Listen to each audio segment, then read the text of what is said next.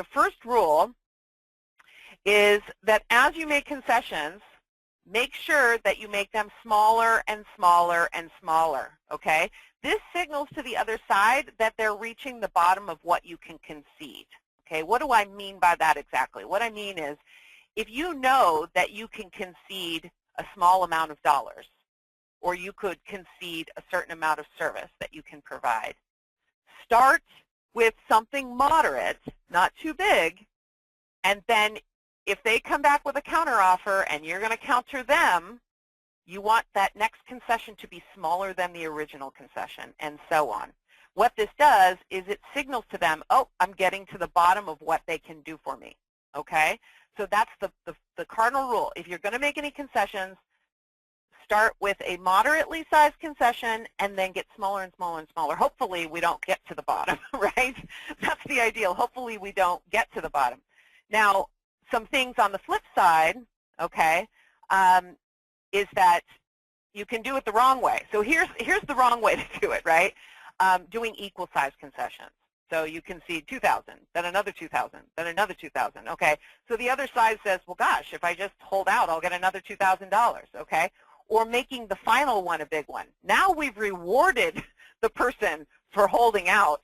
Okay, fine, I'll just go right down to the price that you've proposed, okay? And then on the flip side, and I think this is the worst one, is just giving it all up immediately, right? You're thinking to yourself, well, I'll just give them my best offer. And if I give them my best offer, then they'll take it, and we can be done with this nonsense, and we can move forward with our days. That's not going to work, because most people who have any kind of negotiating savvy is going to assume that you would never do that. You would never give your best offer, and that you're holding on to some stuff so that you can help close it, right?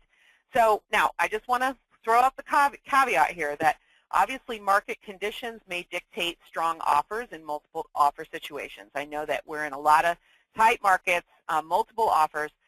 I would, you know, I'm not telling you anything you don't know, but consider accelerators, you know, in clauses, you know, in your dealings if possible, and if it's legal and if it's applicable.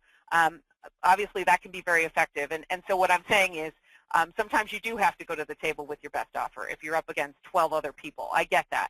But, you know, consider how can you do that creatively so that you get the best price and you don't give everything away up front, and you hold a little bit back so that you can make the deal happen when they ask for something more. Okay, so always hold at least one little thing back.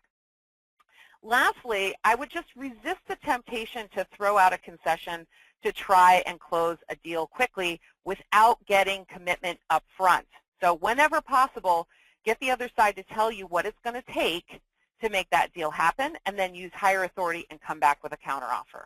Okay? This is, again, wherever possible. Sometimes we have to make exceptions, but the idea is don't just immediately give stuff up and say, well, gosh, this will get the deal done and we can move on with our day. You've got to be patient. You've got to be tireless. Okay? Again, remember, good negotiators on the other side are going to try to wear you down. They're going to ask for something, and they might ask for a little bit more, and then they're going to ask for a little bit more. It's called grinding away, and you will lose every single time if you fatigue. Okay? So you've got to take each offer that comes your way, and then you have to address it and be prepared that they're going to ask you for something more. So again, try to get commitment from the other side. So if I can do this for you, we're ready to go. This is it, right? We're going to do this. Let me find out. I got to go ask. Okay? But if I can make this happen, papers are signed, or we'll make this happen, deal is done, or whatever the case might be.